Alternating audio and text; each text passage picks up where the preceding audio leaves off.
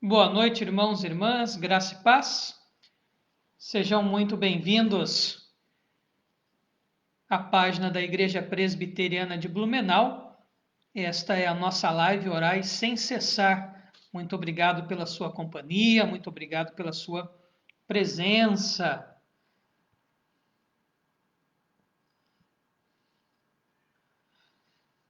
Boa noite, Mike, o presbítero Mike Nascimento, lá de Carazinho, no Rio Grande do Sul. Boa noite, nossa irmã Léo. Boa noite, presbítero Max. Barba branca, pois é, olha só.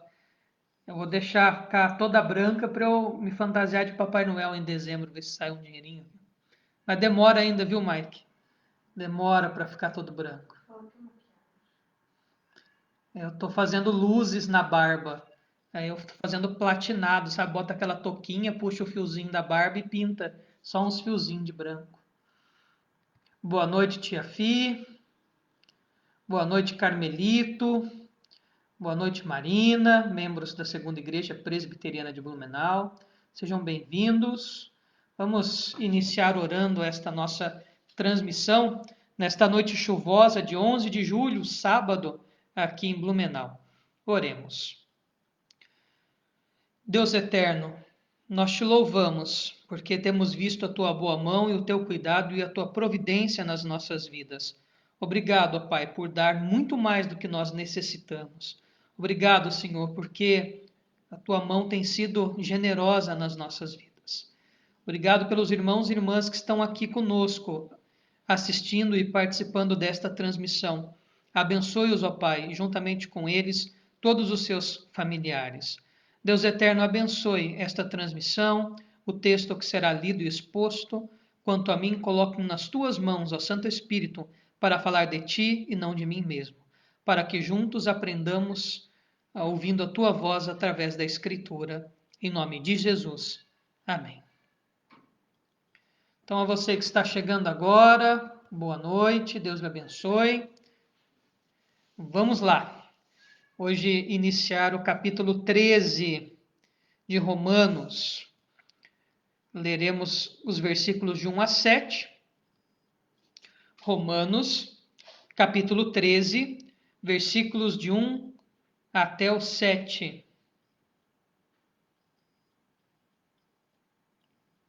Romanos 13, de 1 a 7. Eu farei a leitura do versículo e depois já faria o comentário, assim a gente ganha um pouquinho de tempo, né? Então vamos lá. Versículo 1 do capítulo 13 da carta de Paulo aos Romanos. Todo homem esteja sujeito às autoridades superiores, porque não há autoridade que não proceda de Deus, e as autoridades que existem foram por ele instituídas. Bom, Paulo traçou a partir do capítulo 12 uma série de recomendações e exigências para a igreja de Roma, para a família de Deus em Roma.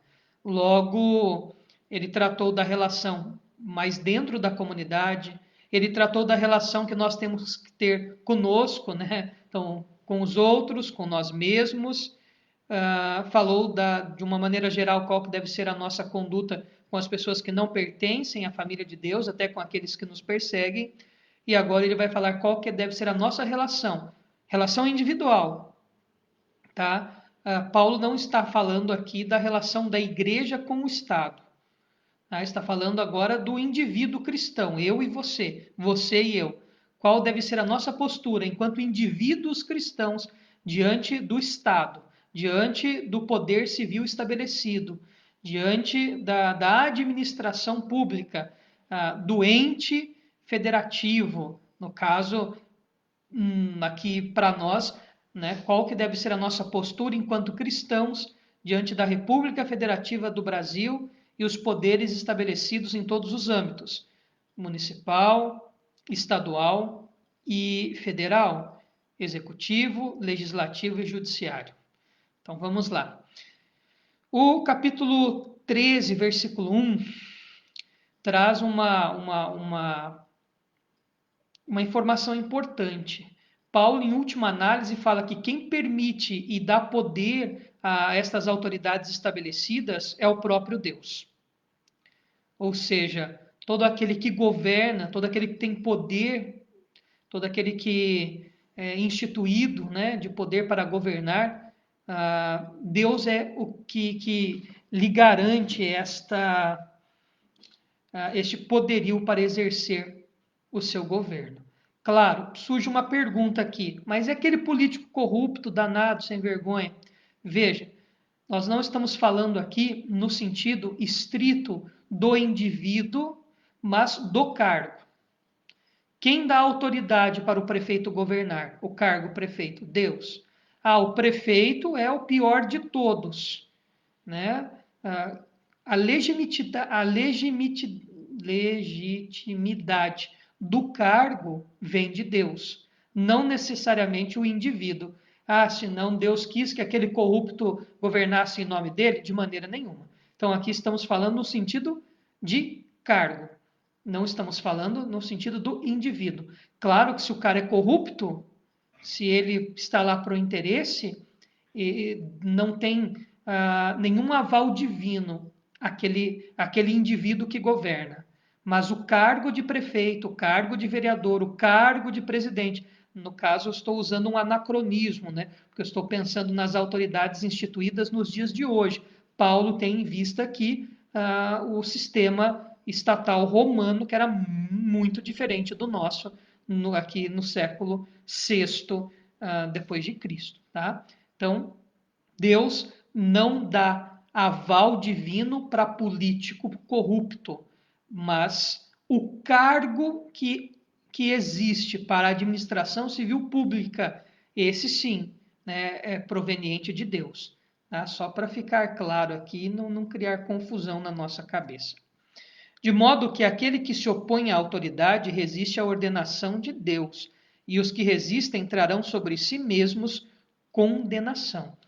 Então, quando um indivíduo legitimado por Deus assume um cargo que também é legitimado por Deus e exerce uma administração que não fira os preceitos bíblicos, que não fira aquilo que a Escritura fala a nós nos opormos a um magistrado civil, a um governo estabelecido que não ofende a Escritura e nem traz nenhuma determinação que faça com que blasfememos ou neguemos o nome de Cristo ou tenhamos práticas contrárias à Escritura, tá? Então é esse tipo de autoridade que nós não devemos resistir, que nós não devemos nos opor, que nós não devemos criar caso desnecessariamente.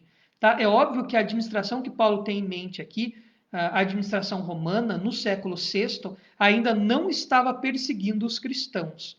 Tá? Então, talvez por isto que seja tão tranquila essa recomendação.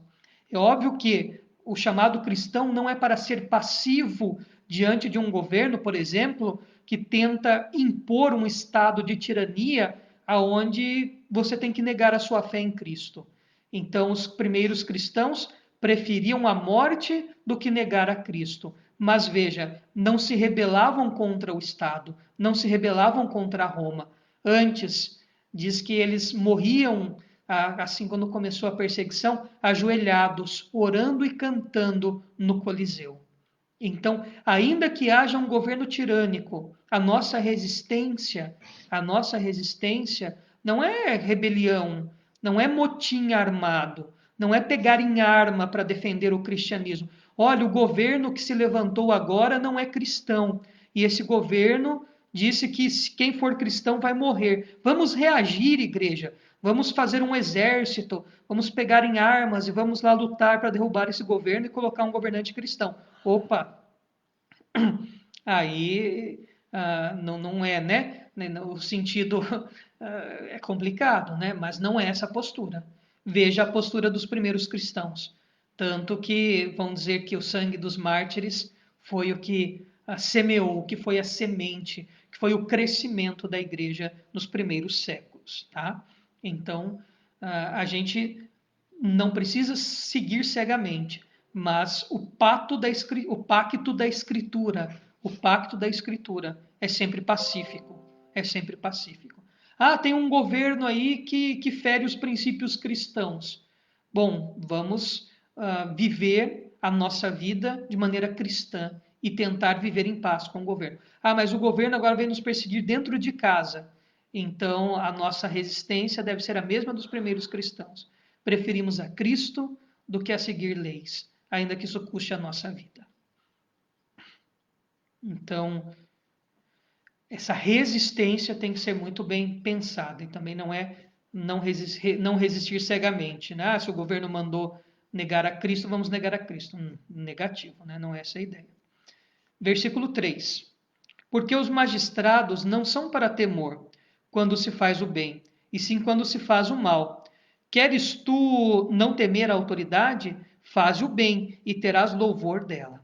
Então, Paulo tem em mente, óbvio, um governo que, no mínimo, não se importa com a religiosidade. É um governo laico, é aquele que não tem uma definição religiosa ou que, se tem, não cria problemas às outras seitas. O governo de Roma, até então, aqui nessa altura, eu não sei se o Cláudio já estava morto e era o comecinho de Nero, nessa altura que eles leram isso aqui, provavelmente já era o início aqui de Nero, né? E pelo menos os primeiros anos de Império de Nero, a coisa foi tranquila, né? Não foi tão conturbada. Depois viria uma perseguição terrível, né, de Nero, e principalmente depois num outro cidadão chamado Domiciano. Esse aí foi o capeta mesmo, né?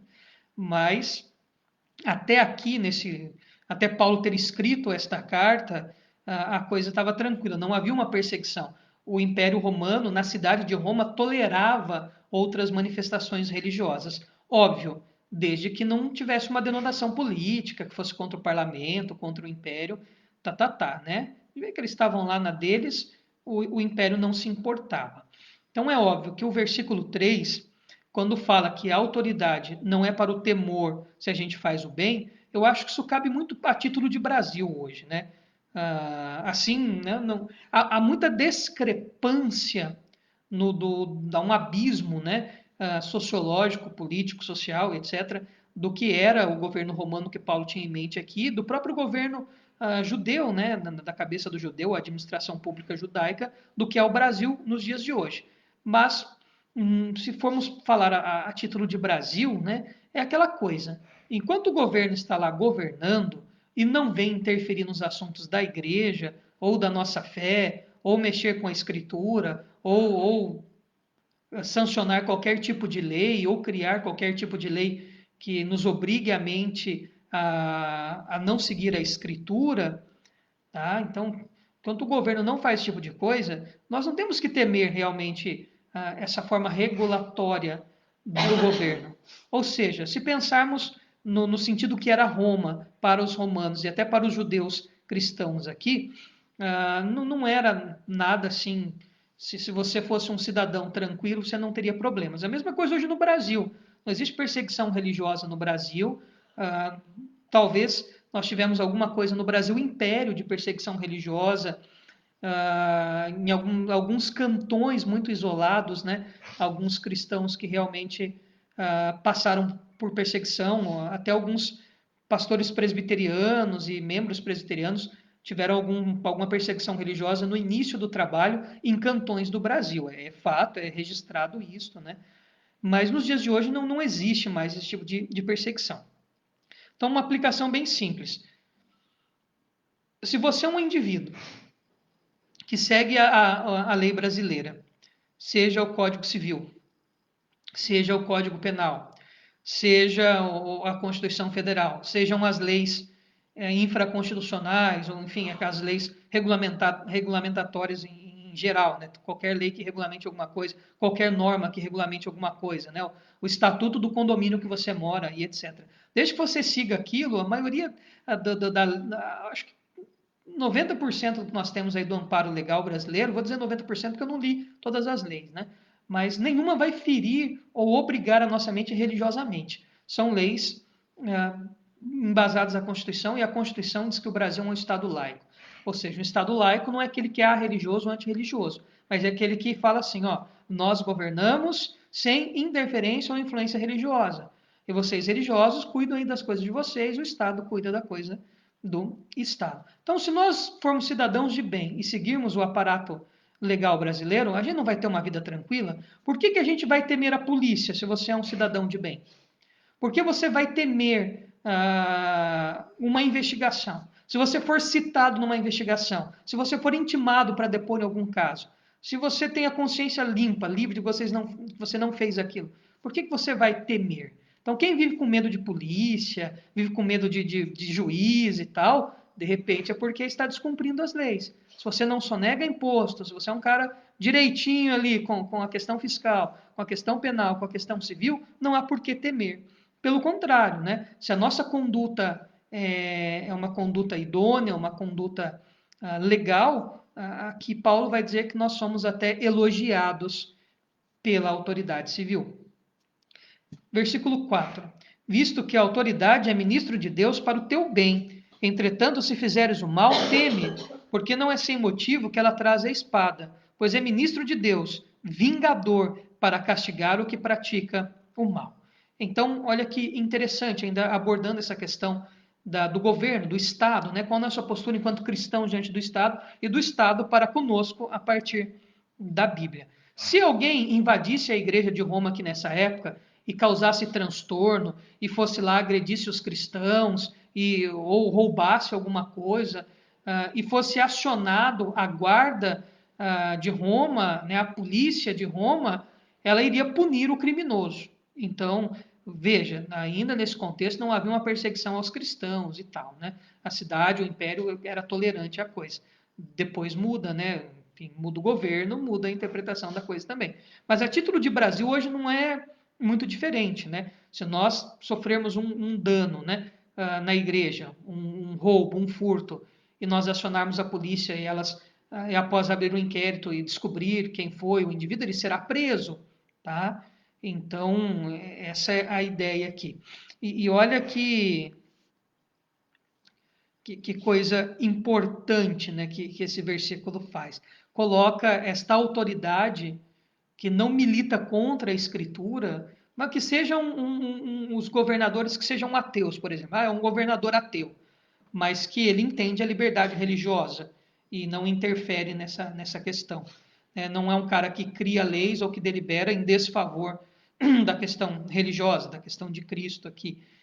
Tá? Ele é um instrumento de Deus, não o indivíduo, mas o cargo. Né? Eu já disse que é imbuído de poder divino é o cargo, não o indivíduo, porque o indivíduo pode ser um corrupto, um picareta, né? Mas que seja aqui um indivíduo que realmente tem uma base ética para governar, uma base boa, né? Vamos dizer, nesse sentido. Tá? O texto vai dizer que ele é um ministro de Deus, ou seja, ele é um servo de Deus, até para executar a vontade de Deus, né? Até para executar a ira de Deus nesse sentido, quando diz que ele diz que é o Estado, né, que traz a espada. E veja, se nós somos cidadãos de bem, isso, no Brasil é muito claro isso. Eu acho que isso cabe muito no nosso sistema hoje de governo, né?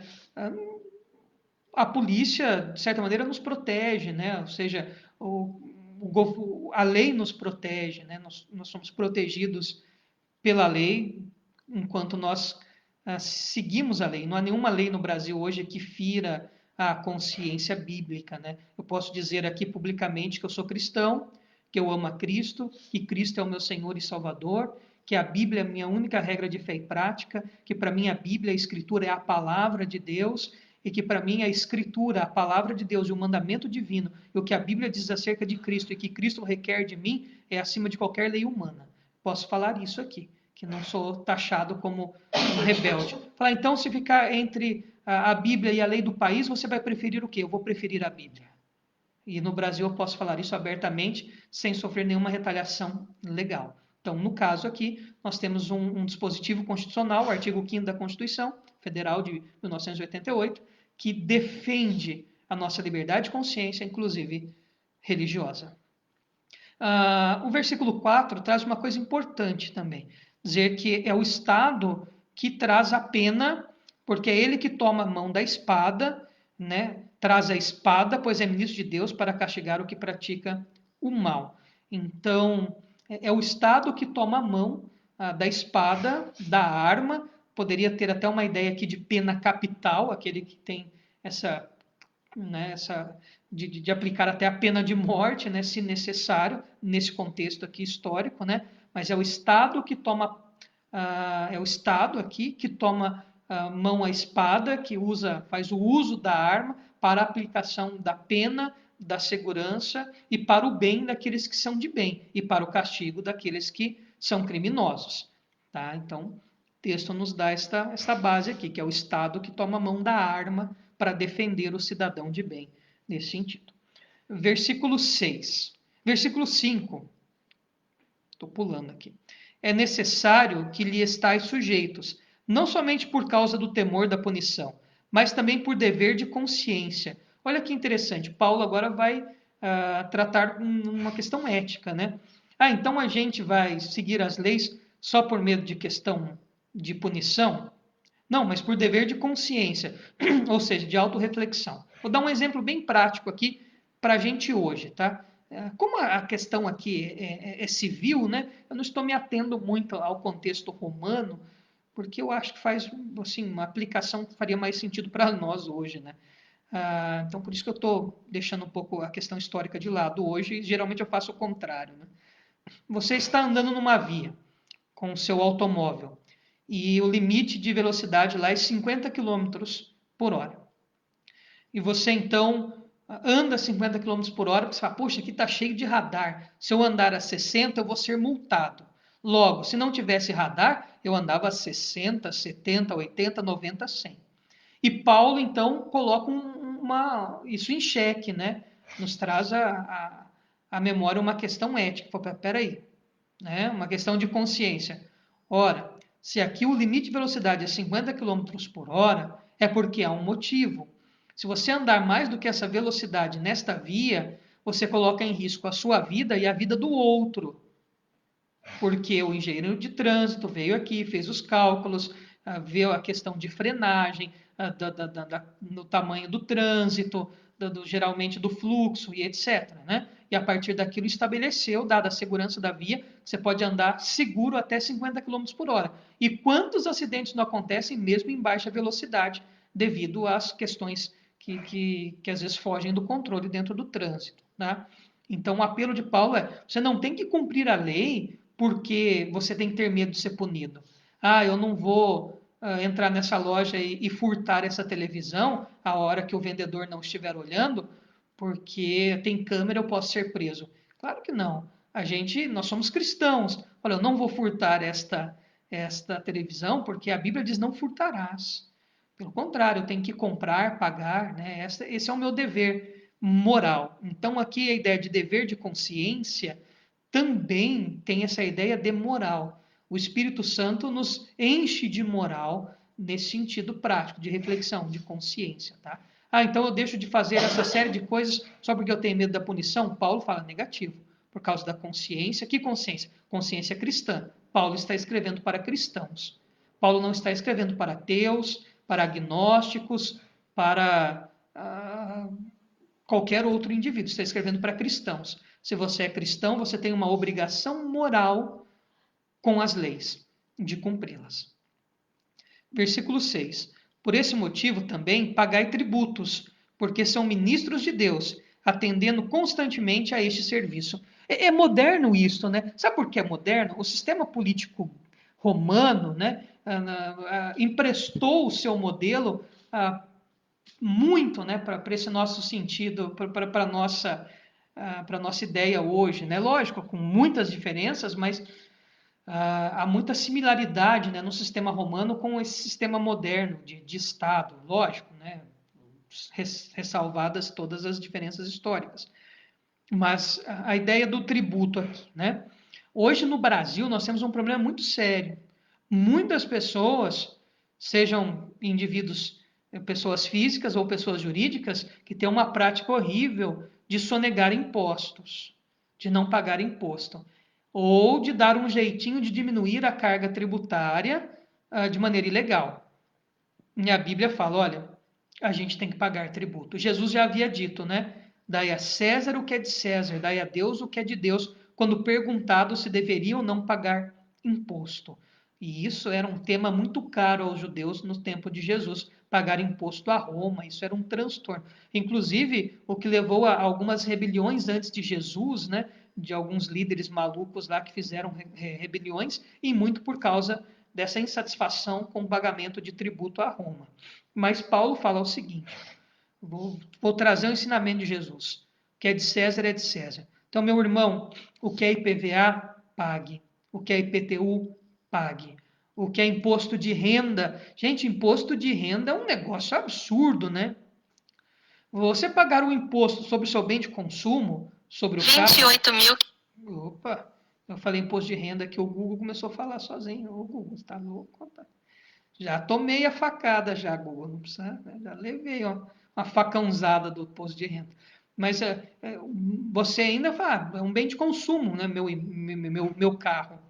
É um bem imóvel que valoriza a minha casa. Então é justo. Mas ele fala, mas eu vou pagar imposto sobre o salário que eu ganho? Sim, dependendo da faixa salarial que você está no Brasil, você paga aí, pode pagar até 27,5%, se eu não me engano, ou 27% de imposto.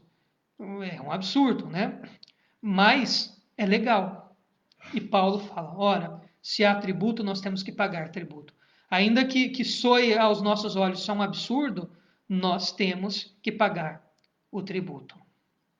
Ainda que você, mas tem um jeitinho, tem um dentista, rapaz, essa é clássica, né? Tem um dentista que é amigo meu e ele vai me dar um recibo lá que eu fiz um tratamento na boca que eu gastei 50 mil reais.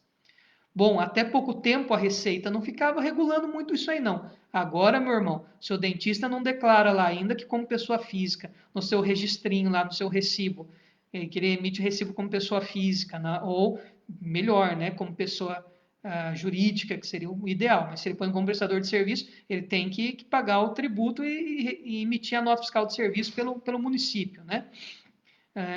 Não adianta, então ele vai ter que pagar o tributo sobre aqueles 50 mil que ele disse que ele recebeu de você. Até pouco tempo, qualquer recibinho aí com um carimbinho de saúde, você ia lá e dava um jeitinho e descontava do imposto de renda. Está errado. Está errado o profissional que vende recibo e que dá recibo para amigos, quanto a você que vai atrás de recibo de qualquer plano de saúde ou de qualquer coisa aí, sendo que não é o teu gasto para amenizar o imposto de renda. Tá? Então, importante, né? E veja, né?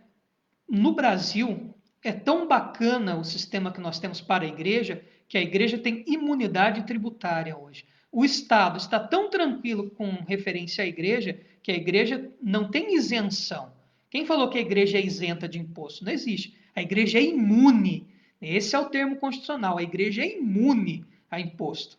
Então, não tem como impor tributação para a igreja. A igreja é imune. Esse é o termo constitucional, legal e fiscal. A igreja é imune. O templo é imune. A igreja não paga IPTU, não paga IPVA, não paga ISSQN, enfim, não paga uma série de impostos, visto que não tem fins lucrativos.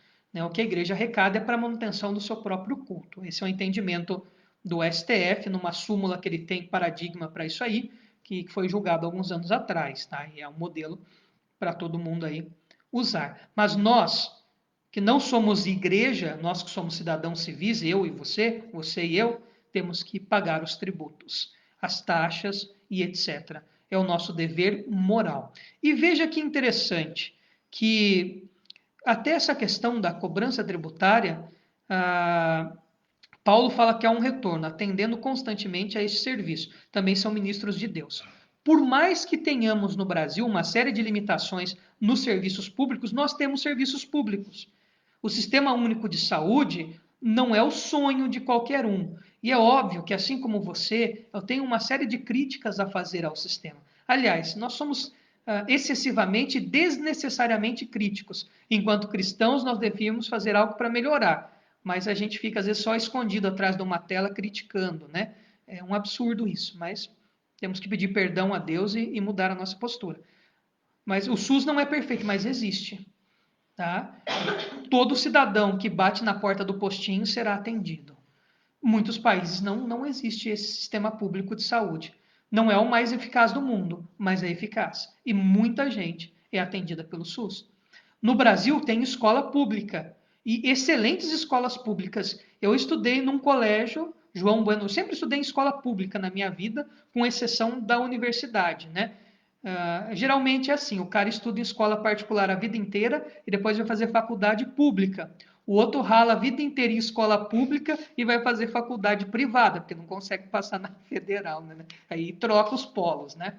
Mas a verdade é o seguinte, eu tive na minha escola, eu tive comida, e comida mesmo, era 9 horas da manhã, o pessoal estava dando macarrão com salsicha, arroz, feijão e carne. Macarrão com sardinha eu não comia, não.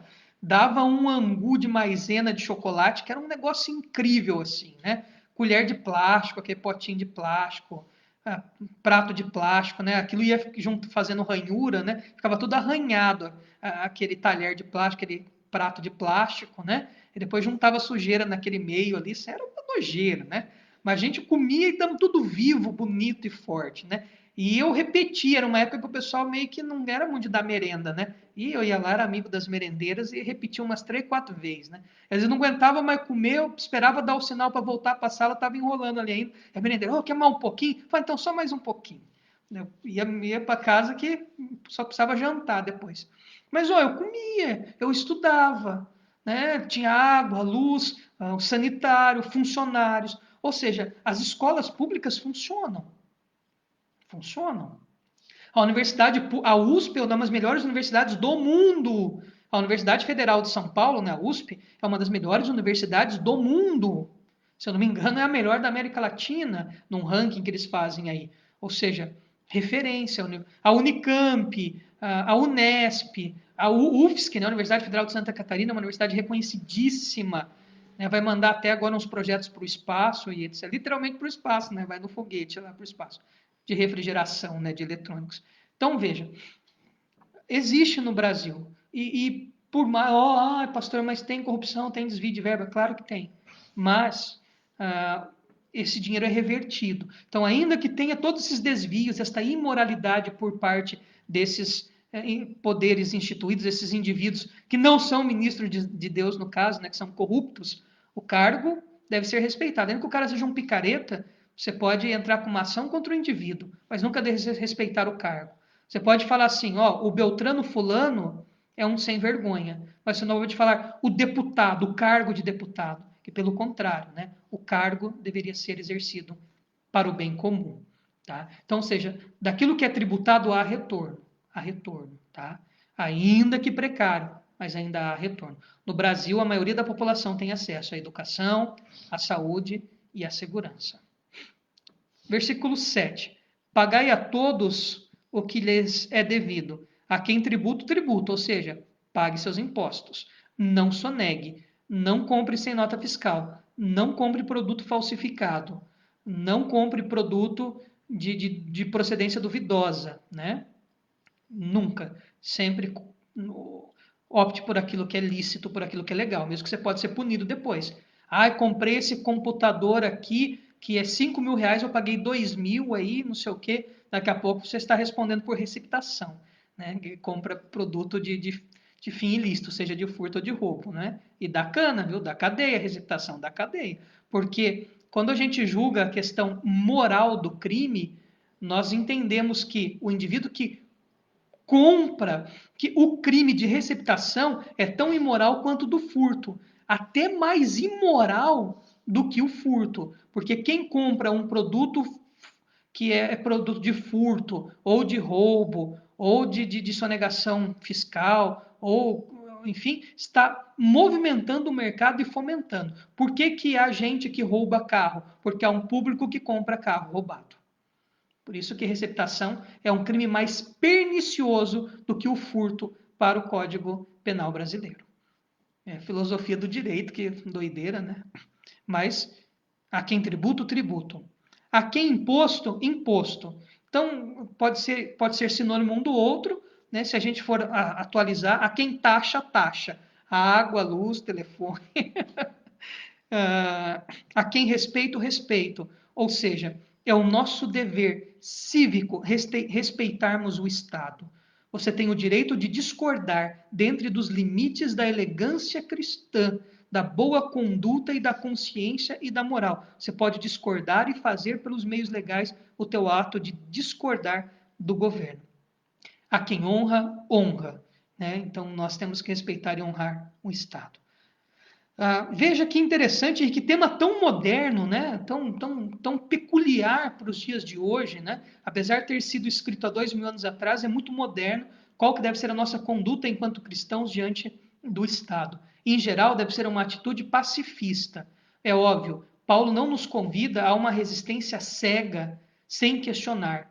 Mas nós temos que questionar pelos meios legais. Meu irmão, minha irmã, o meio legal brasileiro para você questionar um governo em qualquer âmbito ou qualquer poder em qualquer âmbito. Então, quero questionar os ministros do STF. Né, a cúpula do poder judiciário brasileiro junto com o STJ. Eu quero questionar o legislativo, Senado e Congresso, né, o Senado e a Câmara dos Deputados Federais, né, o Congresso juntos o Congresso Nacional. Eu quero questionar o chefe máximo do Executivo, o presidente da República. Eu quero questionar o prefeito, o chefe do Executivo Municipal.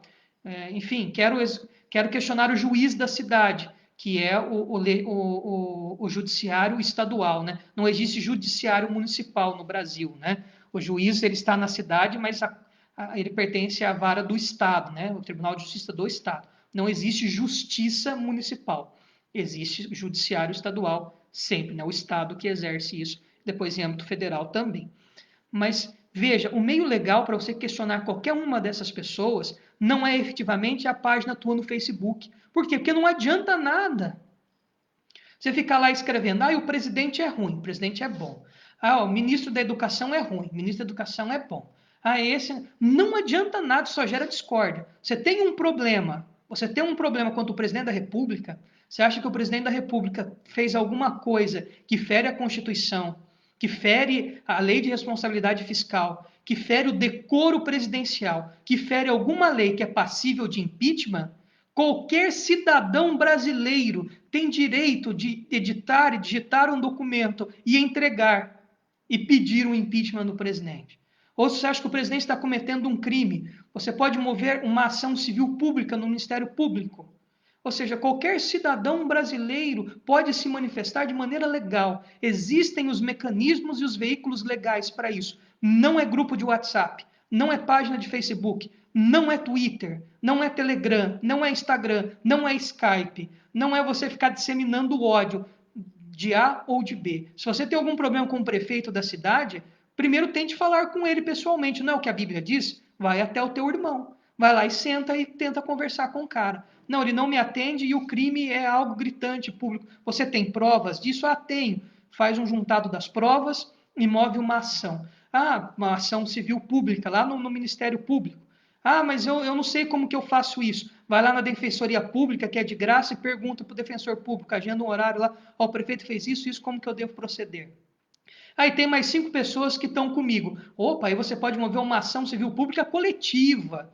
E ainda que você desista, se for procedente, o Ministério Público não pode desistir. Ainda que você retire a denúncia, mas se tiver verdade, o Ministério Público é obrigado a instaurar inquérito, processo e investigar a coisa. Então veja, você está insatisfeito? Você acha que há crime? Você acha que o presidente, o prefeito, o governador, o vice-governador, o senador, o deputado estadual, federal, para de ficar escrevendo bobagem em Facebook.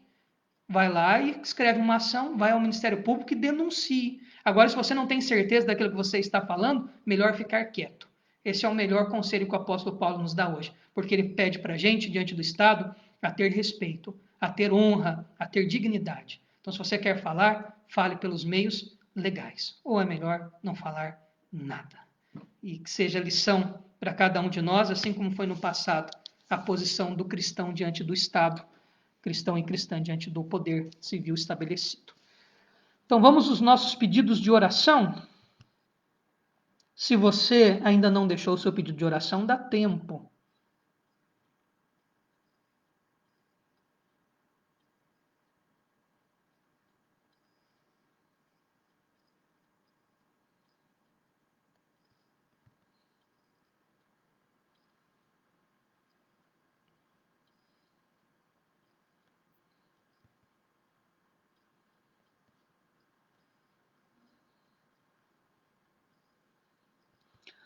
O primeiro pedido de oração que aparece para mim aqui é da nossa irmã Carmen. Pedimos oração por Chile, estão passando por nevadas que estão causando problemas no sul do país. Estão muito frio por todo o país. Então, orar pela questão climática lá no Chile, pedido da nossa irmã Carmen.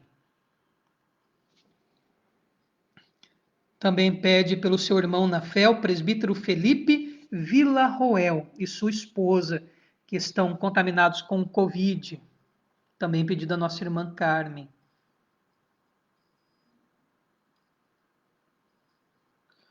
Oração por Blumenau, pela pandemia, pelos hospitais que estão com as UTIs sobrecarregadas, pela nora Priscila, que está de plantão no Santa Isabel esse final de semana, também da dona Carmen. A nossa irmã Léo pede oração pela dona Jaci, né? Dona Jaci, até ontem, estava internada. E a dona Jaci, se eu não me engano, a dona Jaci já completou os seus 100 anos, né? É a nossa irmã centenária, no membro mais antigo da nossa igreja. A igreja começou lá na sala do pai dela, né? Então a dona Jaci, desde a infância, é membro fundadora da nossa igreja. Então, orar pela dona Jaci, que parece-me que está com pneumonia. Com 100 anos, né? Se torna algo bem preocupante. Oração pela nossa irmã Solange, lá de Xanxerê. E a Raquel pede oração pela irmã Nair, que está com problemas no coração. Então, nós vamos orar por todos esses pedidos.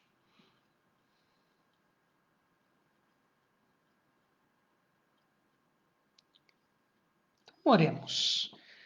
Senhor, nós nesse momento queremos interceder por todos os irmãos e irmãs que estão aqui presentes, pedindo bênçãos do Senhor sobre a vida deles e de seus familiares. Intercedemos pelo Chile, ó Pai, pelo frio extremo que tem passado lá e principalmente pelas nevascas. Senhor, tenha misericórdia deste país e apoia todos aqueles que estão sofrendo, ó Pai, por causa desta questão climática. Colocamos o Chile nas tuas mãos, clamando por esta nação. Que o Senhor derrame bênçãos sem medidas, livrando-os de todo o mal, inclusive, ó Pai, de qualquer catástrofe climática. Tenha misericórdia do Chile, ó Deus. Pai eterno, abençoe o presbítero Felipe e a sua esposa, que estão contaminados com o Covid. Pai eterno, tenha misericórdia. Cremos que o Senhor tem poder para curá-lo. Toma, Pai, nas tuas mãos e cura-os segundo a tua vontade. Pai, abençoe todo o sistema de saúde brasileiro, em especial as UTIs no estado de Santa Catarina, na cidade de Blumenau, que já estão com um número elevado de pacientes. Pai, em nome de Jesus, todos que estão internados sejam curados. Nós cremos que o Senhor pode, ó Deus, mas também compreendemos que não é a nossa, mas a tua vontade. Em especial, intercedemos pela Priscila, que está de plantão hoje, ó Pai. Livra, ó Pai, da contaminação, de todo o mal. Toma, Pai, a Priscila nas tuas mãos, protege, aguarde, ó Pai, pelo poder do Senhor. Ser com ela e juntamente com ela todos os profissionais da saúde. Senhor, nós intercedemos também pela dona Jaci, com idade avançada, com quadro de pneumonia. Deus eterno, tenha misericórdia da dona Jaci. Toma nas tuas mãos. Esteja com ela nesse momento, Pai. ela é tua serva, ela é muito importante para a nossa igreja. Então, ó Deus, nós clamamos em favor da dona Jaci e da recuperação da sua saúde. Pai, abençoe a nossa irmã Solange lá em Xanxerê, abençoe a sua saúde, cuida, fortalece, abençoe, supra todas as suas necessidades. Pai, pedimos também pela irmã Nair, que está com problemas no coração, colocamos nas tuas mãos, ó Pai, pedindo a cura, a restauração da sua saúde. Tenha misericórdia, ó Pai, da Nair. Deus, nós continuamos a interceder por todos em São Francisco do Sul, pedindo a tua bênção, o teu cuidado sobre esta cidade, livrando-os, ó Pai, da contaminação do coronavírus. E, em especial, intercedemos pela vida da Carla. Pai eterno, toma nas tuas mãos, cuida, ó Pai, da Carla. O Senhor sabe de todas as suas necessidades. O Senhor conhece, ó Pai, o coração dela. O Senhor sabe o que precisa ser mudado e transformado. E nós cremos que o Senhor é o Deus que muda, que transforma, que nos dá um novo coração. Por isso, ó Pai, toma a Carla nas tuas mãos. E juntamente com ela, todas as irmãs e os irmãos que estiveram conosco nesta noite. Em nome de Jesus. Amém. Vou mandar um abraço muito especial para todos e todas que estiveram conosco. Um abração para o nosso irmão Mike, lá de Carazinho, presbítero Mike, né, da Igreja Presbiteriana de Carazinho. Que Deus abençoe muito, viu, Mike? Um abração para ti. Um abração para a nossa irmã Léo, para o presbítero Max. Que Deus abençoe muito. Um abração para a tia Fi, para o Chico, que nos assistem lá de Águas de Lindóia. Um abração para a Aline, que está ali no sofá. Um abração para o Carmelito, para a sua esposa Marina. Que Deus abençoe muito, né? São os nossos irmãos aqui de Blumenau. São membros da Segunda Igreja Presbiteriana, do pastor Márcio. Um abração, viu, seu Carmelito? Um abração, Marina. Deus lhes abençoe. Mike, barba branca é sinal de experiência e maturidade. Nada é sinal de velhice mesmo, o Mike. Sinal que a idade chega. Um abração para Lígia Soares, para o Vandaimo, para nossa irmã Carmen Vega, para o seu esposo Omar, para todos os seus familiares aqui do Brasil e do Chile. Um abração para Rose Andrade, para o diácono Osni, para nossa irmã Valéria. Um abração para Raquel, Deus abençoe Raquel. Um abração para nossa irmã Dulceleia Pereira, de Itapema, né? Está sempre ligadinha conosco. Um abração para Benedita Domingues, né? A Dita lá de Mogi Guaçu, que Deus abençoe. Um abração para ti, Dita, para toda a sua família. Um abração para Lena, para o presbítero Paulo, para o Mateus, que Deus abençoe. Um abração para Letícia, para o presbítero Ricardo. Deus abençoe muito também. Boa noite. Um abração para Benedita Maciel, a tia Dita, né? Que é tia da Aline, minha tia também, né? Deus abençoe, viu, tia Dita? Um abração para o tio Elias também, para o Gu, para o Rê, para todo mundo aí, que Deus abençoe muito, né? Estamos com saudades de vocês. Deus abençoe, um abração para ti, a tia Dita e o tio Elias, né? Que são membros da Igreja do Evangelho Quadrangular, lá de Mogi Guaçu. Então, um abração para a tia Dita e para o tio Elias. Um abração para a dona Zeni, para o presbítero Alduino, para a Ana Paula, são membros da Igreja Presbiteriana de Xanxerê, também sempre conosco. Deus abençoe, dona Zeni, um abração para a senhora. Um abração para o nosso irmão Osias, para a sua esposa, que nos assistem lá de Rio dos Cedros. Que Deus abençoe, seu Osias. Boa noite para ti, para a esposa. Um abração para Solange, nossa irmã lá de Xanxerê também. Que Deus abençoe muito, Solange. Um abração para Claudete Bittencourt, que é nossa irmã de Itapema, que está sempre ligadinha conosco também. Deus abençoe, Claudete. Um abraço para Marinete Couto, que Deus abençoe, Marinete. Um abração para ti, um abração para Carla também, que Deus lhes abençoe. Bom, são esses os nomes que apareceram aqui para mim. Apareceu mais algum nome aí, Ellen? Não. Então nós vamos nos despedir com a bênção do Senhor. Irmãos e irmãs, que a graça do nosso Senhor e Salvador Jesus Cristo, o amor, a bênção de Deus, o eterno Pai, a comunhão e a consolação do Santo Espírito esteja com todo o povo de Deus aqui presente e espalhado sobre a face da terra, não só hoje, mas para todo sempre. Amém. Então, boa noite a todos e a todas. Voltamos amanhã às 19 horas com o louvor e às 19h30 com a palavra. Então, fique ligadinho amanhã mais cedo, às 19 e às 19h30.